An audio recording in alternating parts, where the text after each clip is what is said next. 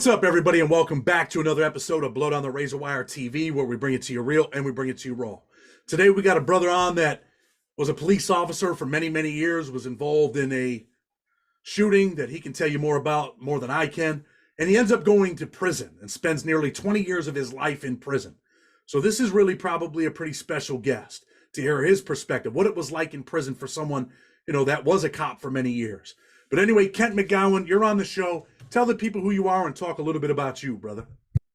All right. Yeah, my name is Kent McGowan. I'm from Houston, Texas. Came from a really good family. My dad was in the oil and gas business. Graduated high school a couple of years early, married my high school sweetheart, and I went into the Air Force.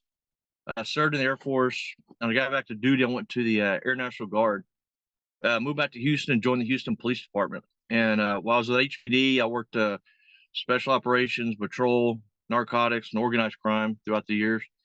And I left, resigned from Houston PD, and then went to work for the Harris County Sheriff's Office while I was pursuing a degree, hopefully toward law school. And on August 25th of 1992, I was running a valid felony warrant on a suspect, which spurned off a automatic weapons deal her son and some other people involved in. Arrested her son. Of course, the confidential informant got arrested. You always take him down to cover his protection.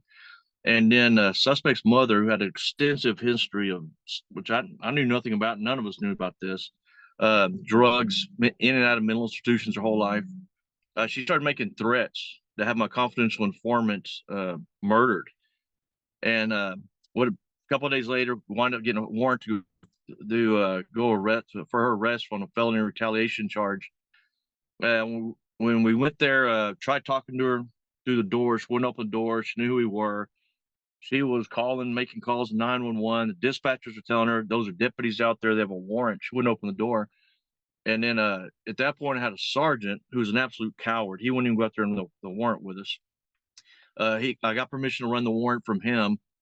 And we went in, made entry through the door, and went in. She attempted to ambush. She'd grabbed a pistol, backed up in the corner of her bedroom, came around the corner in the bedroom. I confronted her, and I had two officers right literally shoving on me.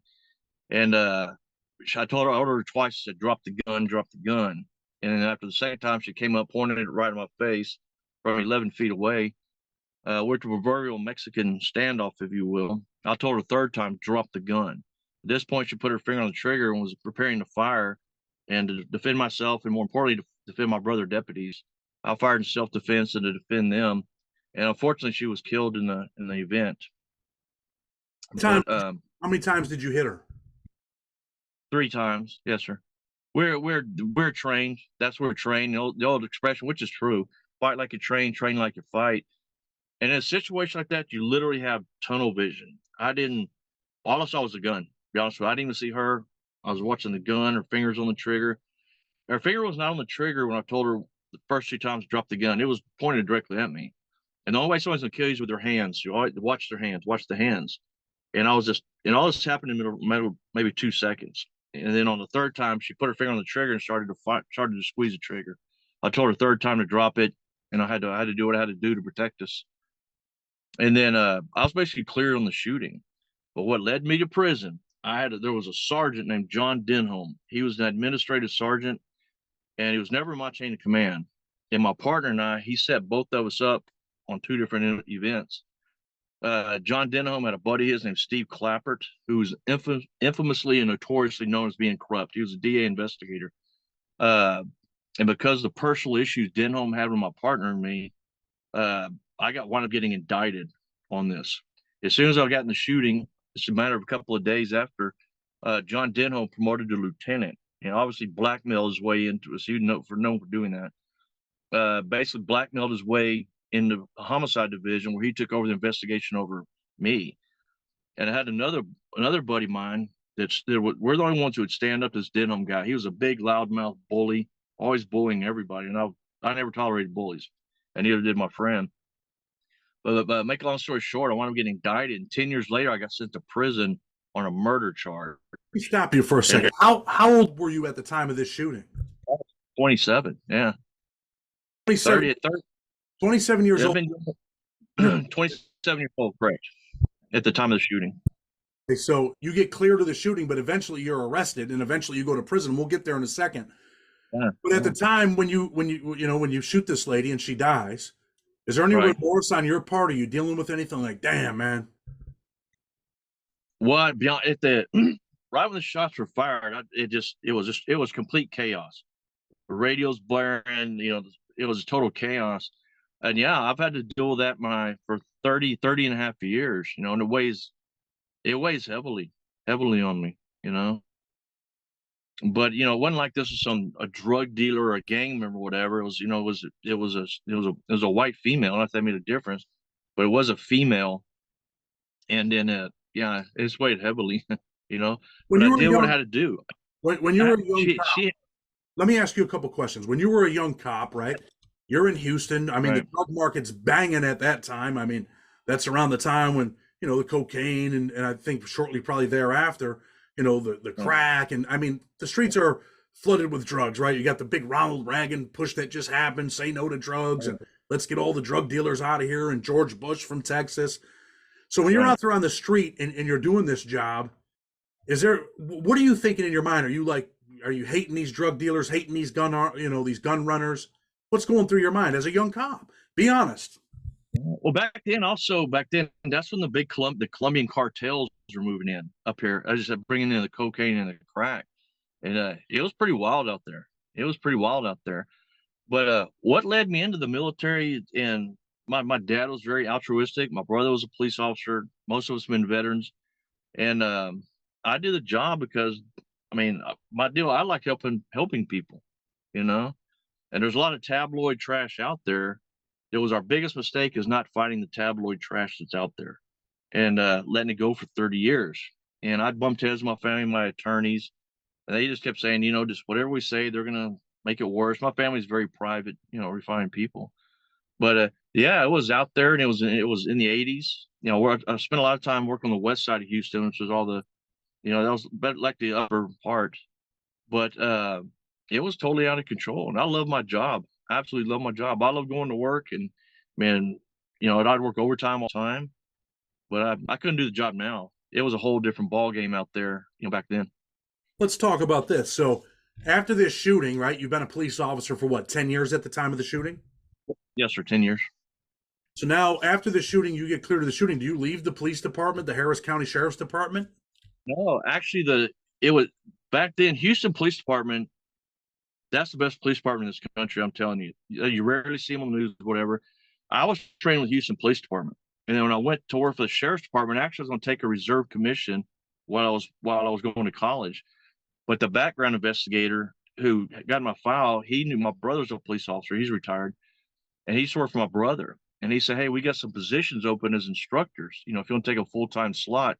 So that's what I did. I took a full-time position as an instructor, and they weren't trained at all. I did that for like 14 months before I went on the street, and then went on the street. The sheriff's department. That's led to this shooting.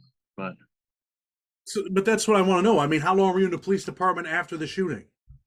well, actually the night of the shooting, I never took a night off. I worked night shift at that point, 10 a.m. to 6 p.m. I mean, 10 p.m. to 6 a.m. I was back at work 10 hours after the shooting. They didn't even give me a day off. And then the shooting happened on August 25th of 1992. And on October 31st, I got indicted for the grand jury. Then I went to trial in February 94 and got found guilty and got 15 years. But the judge, he was fantastic. And I was like one of his last cases before he retired. And he said, "There's no way I'm sending you to prison if the law allowed to keep me out." He knew I was getting jammed up. And so I got found guilty. And back then you could stay out on appellate bond. So I didn't go to prison for 10 years, never stepped foot in county jail, never. And Now, then 10 years later, yeah, we won all the appeals. We won 4 out of 4 appeals, won 4 out of 4 appeals. And then went back to trial in, and on March 10th of 2002, I got a 20-year sentence. And that's because the lawyer I had, after I won all my appeals for like 9 years, I hired one of the big name lawyers in Houston. He never talked to one witness, not even the officers that were standing next to me at the shooting. He was so high on cocaine at my trial, he didn't know who the witnesses were. I'm writing on a legal pad who these people are, you know. And now he represents the Attorney General of Texas, who has 2 first-degree felonies and a third-degree felony pending for 7 or 8 years. But that's cost me to jam on a lawyer down here. I want to get to the what you were doing for work after you're indicted. I mean, you're not working at the police department anymore. What are you doing? But yeah, when I got indicted, I lost my job. And I got 6 jobs within a year. And the district attorney who jammed me up, he called every job I had. Telling all this guy's a crazed murderer, and I kept getting fired. And so I kind of did. My dad was an entrepreneur in the oil and gas business. I just started building these companies, and I built them up and sell them off and run just a variety of different things I did. Couldn't get a job. Still can't get a job. No, you're walking into prison. You're what, about 37, Right. 38 years old. You're sentenced to 20 years. You're going to prison. What is it like? Right. A former cop, you kill a suspect, and you're walking Yeah. to prison. I mean, are you scared? Well, I tell you, I'd never had nothing. I knew nothing about prison, even though I was a policeman 10 years. It's not like you see on TV. You arrest somebody, you hand them over to the jail division. You never follow. I mean, you don't follow them up, whatever. So I knew nothing of it. When I went in, I got found guilty and went basically that night to prison. And I walked in, they put me in at first. At first, they put me in what's called safekeeping. Right when I get to jail, I was the only white guy in this wing, clearly the only heterosexual. When I walked in and saw what was going on there, I thought I was doing 20 years at that point. And I was like, oh, hell no. I was planning on escaping out of there. But then, yeah, due to security and safety issues, I went to 20 prisons. But when I first got there, man, you talk about culture shock, absolute culture shock, you know? And then it was like that Guns N' Roses song, Welcome to the Jungle. That song had been written about that. But it was when I went in, they put me in safekeeping for just like a week while I was doing processing. And then they bounced me from prison to prison because no warden wanted me on his unit because of my high profile case and because they're afraid something's going to happen to me because I had some pretty good lawyers and some political people that Roy Carey family was making calls. I want to know. And so I got bounced. Hold on now. This is what I want Yeah. to know. When you walked in there, I mean, it's a culture shock. Yeah. You're a cop. Are you afraid? Are you going to tell people, yeah, I'm a cop? No, but prison guards knew. They kept me in general population the entire time, except when I was in solitary confinement. And I was never in solitary confinement for disciplinary reasons. It was just didn't jerking with me. Because I bumped heads with wardens or whatever. I said, look, man, you got me jammed up on here. Y'all know why I'm here. And I didn't, I'm an innocent man. You're not going to pull this crap on me like these other dudes. So I pretty much bumped heads on. Yeah, you're avoiding my question. My question is, were you afraid? Yeah, I was cautious. Yeah, I was afraid when I went in there. Yeah, I mean, I'd be an idiot not to be. Yeah, because it was a dangerous situation, man. Texas prisons, that's one prison I've ever been in. But I've talked to people who've been in other prisons, whatever, and Texas is 50 years behind. They didn't get phones in there until, man, like 2009 or 10. And if you try to write a letter and they didn't want it to get out, it didn't go out. Texas prisons were brutal, no air conditioning. And I mean, down here in Texas, it gets hot and humid in the summer. No air conditioning, basically no heat in the summer. You go weeks without showers. But I ran into constant problems the first probably about 8 or 10 years because of the media, and there's some tabloid trash books written about my case. Well, they weren't allowed in by the wardens, but the guards would bring them in and hand them out. Excuse me. And I almost got killed. It's a miracle that I made it through prison. And it is. From what went on. Were you ever assaulted? Yeah, by a major and a warden. When I was back in SAGs, I bucked up to him. But actually, I was the only physical fight I had, because I learned one thing being a policeman in a police academy called verbal judo, to talk people out of stuff. It was actually kind of odd because I'd run into people I'd put in prison, and it was a strange situation because several of them were like, it was like they looked at me as I flipped over to the dark side, and I was one of them. And I was in prison like maybe 2 weeks, and 2 or 3 weeks. And I had this Hispanic guy wave at me in the hallway, and I was like, "That's a nice guy, He'd wave." And I'm in a child one day, he tapped me on the shoulder, and I said, "I never let anybody touch me." I said, "Hey man, don't be touching on me. If you have a question, just ask me." And then he goes, "Man, you remember me?" And I was like, "No."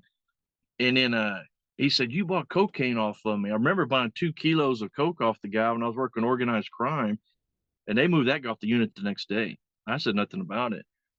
But it was weird because I don't sound arrogant. It was kind of a celebrity thing, you know. But it's weird how a lot of these inmates would try to associate with me. They tell other people, "Hey, I remember that guy and he arrested me." I'm doing the math. I said, "Dude, you're like one when this happened, you know." But as far as that, I had one physical confrontation, and this guy was just a lunatic, and it had nothing to do with me being a policeman. But I just knew how to, because I knew when I walked in, man, I'm gonna have to carry myself, present myself in a way I'm not gonna get screwed with. And I got sent. My son passed away, and I had a friend of mine who was a senator who helped me out, friend of the family, and he moved me to a unit where it was a gang unit, and it was all sex offenders. And I went there because it's the closest one to where I lived because my son passed away. And I walked into a pod, and this guy, he was Tongo Blast, is the biggest Hispanic gang down here. It started down here. I walked into a pod and I looked, I was clearly 20, 30 years older than everybody in there, and all gang members. I knew I had to make my stand. So I went in my cell, threw my gear on my bunk, and went out and sat in the day room preparing to go eat dinner. It was like 4:30. Everybody kind of moved away, and this Hispanic guy's head was all tatted up, completely head to toe. And he sit down next to me, and he called me over to him. I said, "Hey, man, don't summon me. I'm not a dog. You want to talk?" I knew I had to make a stand. So you want to talk to me? You come over here. Man, everybody kind of looked at me. And the guy sat down. And he said, "Look, man, look what old school, you know." He said, "Look, school." He said, "I got with the Aryan guys, and I'm Tongo Blast. I run this unit, the Crips and the Bloods. We decided to let you stay here, as long as there's no snitching." So I had to make my stand. I told him, I said, "Let me tell you some. Let me tell you some, MFer." I said, I was doing time when you were sucking on your mama's titties, shitting in your diapers. As you gonna tell me how to run anything?" And he was like, "But take it easy, school." I never had a problem the whole time I was there. I took a stand. Not that I was a badass, no, but I was older than them. They kind of knew I was in a long time. So I helped those guys out all the time because I knew quite a bit about the law. I know everything about the penal system. So I was You're kind of jamming up like, these were you kind guards. of like a jailhouse lawyer over there? Yeah, absolutely. Because everybody knew I was a policeman. You know, and man, I bought a typewriter. I literally wore out 5 typewriters in there, sending letters out and then helping dudes. And I never charged anybody, man, because those prison guards, you've done time, you know how they are. They're trash, man. And they would jam up these guys, and a lot of these guys in there, they're afraid to say anything because they didn't know the law. They didn't know their rights. There was whole parole over their head, you know. And so I'd light them up, man. So let me ask you this, right? Do you think being a jailhouse lawyer kind of help keep you safe? You're helping guys get out. They're like, man, that's our lawyer. Don't put your hands on him. He's our lawyer. Yeah, that's true. Yeah, that's true. And the one time where I guess y'all know what medium custody is. I mean, you're locked up in your cell for 24 hours a day. And we got for 1 hour. There's a young guy, and he was a good dude, man. He was a Marine. He got jammed up on a kidnapping charge. And where I wasn't in this medium custody, it was all gang members except for me. And then and I was older than most of them. But I talked to this young guy when we had our 1 hour out. We had shower, day room time for 1 hour. And he was a Marine, and my son's a Marine. And then I talked to him, and he was really cool. And he was a white knight, a white supremacist guy. But he really wasn't. It was kind of a strange deal with this guy. But when they let us out, he'd gone to the law library, and he went down and he looked me up because my case is in the law books. Now I'm in the shower, and he comes back. He leans in, and says, "Hey, I need to." He goes, "Hey, I need to talk to you when you get out of the shower." So I said, "Man, here we go." So I got out, and he's kind of pissy looking, and he said, "Hey, sit down." He asked me what happened. I said, "Let me tell you something, man." I said, "I don't have to explain anything to anybody, but you know what? I have a rapport with you, and because you're a Marine, because I'm a big fan of veterans." I said, so I told him basically what happened. And he said, "You know what, man?" He said, the AB was going to have a hit on you. They're going to whack you tonight." And he went to bat for me and told those guys. After I told him the story, he looked at me and goes, "You know what, man? I would have shot her too, you know?" And then after that, I never had a rapport. But when I got in the medium custody, it was kind of strange because I guess you might have been in that type of situation, but we're all jammed in there, all locked up. We had 1 hour out. And we went outside like my second day there, played volleyball. Let's have like 30 hours. And it was all the black gang members and all the white gang members. There was some pretty rowdy volleyball tournaments in there. But I pretty much got along. I pretty much got along with the inmates. Actually, I had very few problems with inmates. But it was mainly wardens and majors who I had issues with. Never had a problem with the system warden. Who is But, who is who is the toughest gang in Texas? Who has the most power in them Texas prisons? well, running it is actually you probably Tongo Blast. They're the biggest Hispanic gang that started down here. Tongo Blast and the Crips, I guess, run it. But you got a lot of you got the Aryan Brotherhood, the Aryan Nation, Aryan Circle, White Knights, and guys like that. But that's one thing I never understood is the gang members. The black guys would fight the black guys, and the white guys would fight the white guys. And Spanish, I never understood that aspect of the gang thing. But I pretty much got along with the inmates. It was the guards I had problems with because I didn't put up with their crap. I'd buck up to them. They tried to tell me Yeah, something man. stupid or illegal. Let me ask you this, right? I want to ask you a couple questions. Did Sure. you ever witness any violence there in that Texas Department of Corrections? I know it gets rough over there, right? Yeah, a lot of violence. It's a free for all because you're totally under. The guards do nothing, and all the guards, their main job there is to bring in the drugs and all that. Because they always blame it, as you probably well know, they blame it on the visitors. Well, oddly enough, during COVID, when we had no visitors, the drugs and everything went through the roof. Clearly coming from the guards. Yeah, but I'd witnessed a murder. I'd witnessed a murder in there by guards when I was locked in SEG. This guy was in there. This white guy was acting. His girlfriend had left him or something like that, and the guards went there and beat him and choked him to death. And they strung him up with a sheet. And then the I guess we used to call them SSIs. They're the inmates that come in to sweep and clean up, or whatever. He witnessed it also, and so it upset him terribly. And so I went down. I had on a separate situation talked to the Texas Department of Criminal Justice. They have their own Office of Inspector General, which are police officers, which they're a joke. All they do is cover up what the guards do. But I reported that murder, and that OIG investigator, he knew it went down. They totally covered it up. Yeah, but I'd seen sexual assaults, murders, uh, you name it, man. Shanks. What's It one of was the on. most, what's one of the most brutal prisoner on prisoner things that you witnessed in Texas? Well, actually, that's one of the very few times I intervened. As a matter of fact, it was the one guy I had a physical confrontation with a couple of months after this incident, but it was Christmas Eve or Christmas night of 2009. This guy was a lunatic. I mean, he was out there. He's kind of a small white guy, but he was out there. And he was about two guys ahead of me in the chow hall line. I see him hollering at this big Hispanic guy for whatever reason. Hispanic guy was telling him, "Hey, take it easy, dude, man." And then the guy went around the idiot and sits a couple of tables away from the Hispanic guy and me and keeps mouthing off the Hispanic guy. And I heard the Hispanic guy talking. He said, "Man, I don't even know this dude." Well, anyway, we're leaving the chow hall. The Hispanic guy was about five guys ahead of us, a couple of guys, then the crazy guy, and then another guy than me. The Hispanic guy takes a left to get in the pill window line. I see the crazy guy take a left to go behind him. I figured he was getting the pill window line, probably the psych meds, whatnot. But I kind of glanced to the right and I looked over and I see the crazy guy jumping. The Hispanic guy was 80 pounds bigger than him. And he jumps on the Hispanic guy's back. He's pounding on him. And they're kind of everybody's how it is. Everybody's flipping out in the hallway. And they're coming toward me. And then I don't see that the guy had a shank in his hand, the crazy guy at this point. But I see the guy bleeding out of the neck. And so they're kind of coming toward me. So I did like a reverse arm bar. I took the crazy guy down off the guy and then shoved the other guy away. Well, the crazy guy comes up to me with a shank. And, I was trained in jujitsu, of course, as a police officer. So I gave him some negative nonverbal communication on what I was doing with that shank. And then we're right from the clinic where I worked in the clinic. And the guy, he had his throat cut. The guy that got attacked. I didn't realize that till I went in the clinic when all the guards might come running in. But I was pissed, man, because the guards are hollering me about getting my interfering with it. And Texas has 111 prisons, and most of them basically south of I-10.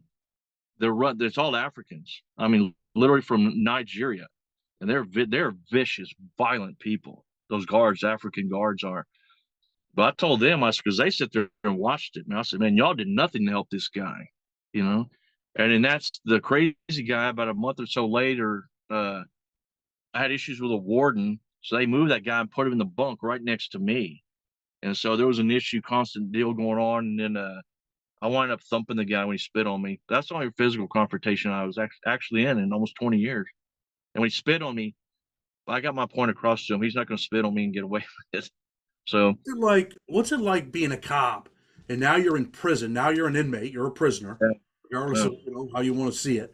You went from being right. a person in authority to now being told what to do. What's it like for you? What's your mindset like? Damn, these people are telling me what to do, and I used to have the authority to arrest these cats if I wanted. Yeah, exactly, man. And I see the crimes. I see guards do all kind of stuff, man. Bringing in illegal stuff, bringing in cell phones. Uh, a real quick, funny little story. I got sent to Darrington, which is it's the most probably the most dangerous. It was built in 18. I mean, it was built in 1908. It was one of the most dangerous, roughest prisons in Texas. I got sent there. And they put me in a cell with this little Hispanic guy. You couldn't back then you couldn't have their big thing was shaving. You had to be clean shaved. This guy, this big old bandito mustache. This old boy was a character, man. And he was probably about 27, 28 at the time. He was in there on an aggravated kidnapping. And I got put in a cell with him, little tiny cells, 4 foot by 7 foot, red brick, 120 degrees in there. And a guard comes by and had the bars on the door, and it had like expanded metal. I mean, you couldn't even put a pencil through it, but it had a gap about this far into the door. A guard, and we're at the very end of the run. Well, a guard comes in and slides something under the door wrapped in toilet paper, and it was a cell phone, which I'd never even seen a cell phone, right? This little dude's on the cell phone calling. He's talking to somebody, and he said, he goes, hang on. He goes, hey man, what kind of cookies you like? I said, what? I said, prison cookies, yeah. And I said, well, the lemon ones suck less than the rest of them. So like we couldn't have any food in there. So another guard, female, comes there and throws 4 or 5 packs of cookies in there. But then the guard brings a pound of weed in there, a half ounce of heroin, and an ounce of coke to us. And I'm like, dude, I said, where's some guards run in here on this? We have us. He goes, man, who do you think's bringing this stuff to us? I said, yeah, valid point, dude. But I mean, he was wheeling and dealing. And then and we didn't sleep for 4 days. I don't do drugs, but he sure did. But man, he was just selling that stuff. They're running cash. And he looks at me one day, he's on the phone, and he goes, hey, man, he goes, you want to watch a movie? And I said, what? And I didn't know you could do that on the phone, right? And it was, man, that dude was something else. But I told him, he said, well, I said, what if a guard comes down here, a supervisor? And he said, look, I didn't know what a SIM card was. He said, I pull this out, you block the door, and I'm going to flush it down the toilet. SIM card. I said, dude, you're going to get me jammed up in here. But it was, but speaking on the violence, yeah, there was a lot of violence in there, man. They've been riots. I've been gassed, not me personally, but been involved in the gas people. But the guards are the biggest criminals. And getting to what you're asking about how it was going from being a policeman to being jammed up in prison and told what to do. As a term, I bucked the system all the time, man, because I researched everything about when I was in there. I knew every policy, procedure, idiot rule they had in there, and I would push it to the edge, but I never broke the rules, and that really pissed off the. I can tell what kind of prisoner you were. You were the guy that did policy. You wrote them up. Any little thing they did, like I'm about to blast you because you despised them. You hated them. You were in prison being told what to do when you had the authority to arrest people once upon a time. So now, what you serve? How much time do you serve straight? 19 years straight? Yeah, 19 years, 4 months, and 4 days on a 20. And I saw parole 10 times. I was eligible for parole for 14 and a half years. The reason I never got paroled out until the very end, 8 months early, was the Denham McClappert, the DA investigator and homicide lieutenant who set me up. The parole lady told me this, commissioner. She said, these people are calling, saying you're going to murder them if you get out. You have contracts out. But the one who let me out my 10th time up, she said, look, Kent, she said, I know how you wound up in prison, what's happened to you in prison. And she said, I cannot in good conscience let you sit there for 20 years. She goes, I'm going to give you an immediate release. It still took 86 days to get me out with an immediate release because they were raising hell. And then when I got out, I was on parole. When I got out on parole, I saw it 8 months ago on parole. So they put me on a super intensive supervision program, SISP. And I was under house arrest until March 10th of 2022, a little over a year ago. Culture shock to walk out of prison after 19 years, huh? You have no idea. That was getting out of prison. I have an idea. I'm sorry? Oh, yeah, I guess you do have an idea. Yeah. Yeah, it was culture shock, man. I had never seen internet, Google, smartphone, when I went to get my driving test, I didn't know how to get in the car. The lady thought I was crazy. The driver, I did a driving test for get my driver's license. Finally get in the car, I asked her for the keys. She kind of looks at me and she goes, just push this button. I was like, all right. And I'm sitting there and she goes, what are you waiting on? I said, how do you back up? And she said, well, just turn this knob. She looks at me and she goes, Mr. McGowan, were you in prison or something? I said, yeah, man, for 20 years. And it was yeah, that was a chore, but it was extremely difficult when I got out. And my son, right before I got out, my aunt, then my mom, then my uncle, my dad, my son, and my sister-in-law, who had a door since I was 9 years old, all passed away in a very short time period. And then, as you well know, when you're locked up, you got to ignore that stuff. You can't deal with it, man. You can't, you know? And so when I got out, buddies of mine took me to get a smartphone, and the first thing I did was look at my son's memorial page, and I almost didn't make it my first 3 weeks. But going through that is what led me to what I'm trying to do now, is help men and women getting out of prison, especially if you've been in more than 5 years or so. It's a nightmare, man, just to go to Walmart and do the self-checkout. What the hell? Go through Chick-fil-A drive-through. I mean, banking on your phone. People like that, I don't know about there in Texas, man, they dump you on the street with $50 and say, good luck. There's no reentry at all to speak of, none. And that needs to be addressed. And I have a business partner, and that's what we're trying to do down here, is to get not a halfway house, because I've been locked up with guys who get parole, and they sit in prison for 1 or 2 years because there's nowhere to go, and the state doesn't help you out. You know, Working on that in my city right now. yeah, Reentry, and hopefully within the next 2 months we'll have a reentry house. Emergency yeah, house for people. But what are you doing? I mean, right now that's what you're trying to do. I mean, are you struggling financially? Like, what's going on in your life? yeah. Well, right now I've got a bunch of stuff lined up. I'm needing a lawyer is what I need. I don't have a vehicle, nothing. So if anybody out there wants to help me out, man, I have a Give Send Go.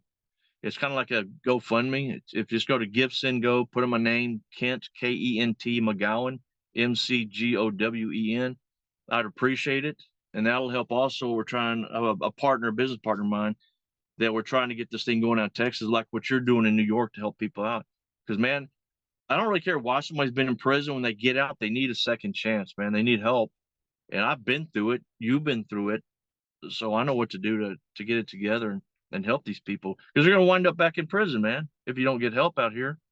They don't, the system doesn't care. The system sucks, man. They don't care. That's It's it. just Housing, employment, yeah. food. If you don't have that, what are you going to do? You're going to resort back to your old ways, the things that you know how to do. And right. You're going to wind up jammed up right back in prison, man. That's why recidivism is out of control, you know? But that needs help. And people, unless they've been in the system or they have a family member or a friend, they don't care, man. The general population they have no idea what goes on the streets. They have no idea what goes on in prison. They have no idea, when you get out, you need help, man. Everybody needs help when they get out of prison. I don't care if you got $100 million in the bank, you're going to need help one way or the other. Well, listen, Kent, I mean, that's the truth. I appreciate you, coming on the show. I'm going to put your link up. Anybody that wants to donate to your cause or help you out, I'm going to definitely put that up. People can check it out. I wish the best for you. I know that, it's a struggle. I mean, you were, former cop, and you go to prison for 20 years. For people that haven't never been there, 20 years is a long time. Walking out into a brand new world is just shocking. But anyway, anything you want to say before we get ready to go? And again, I appreciate you coming on. Yeah, for anybody, all you guys that are in there, man, you're getting out, man, hang tough, man, stay straight. Do not go back to jail. Reach out to him. You can reach out to me. My information he's going to put out there. I'll talk to anybody out there, man. I've been through everything you're going through. I've been through it. Give me a holler anytime. Someone would tell people, if you like what we're doing over here, man, you already know. Hit that like button, hit the subscribe button. With respect, Blood on the Razor Wire TV. Until tomorrow, we're out.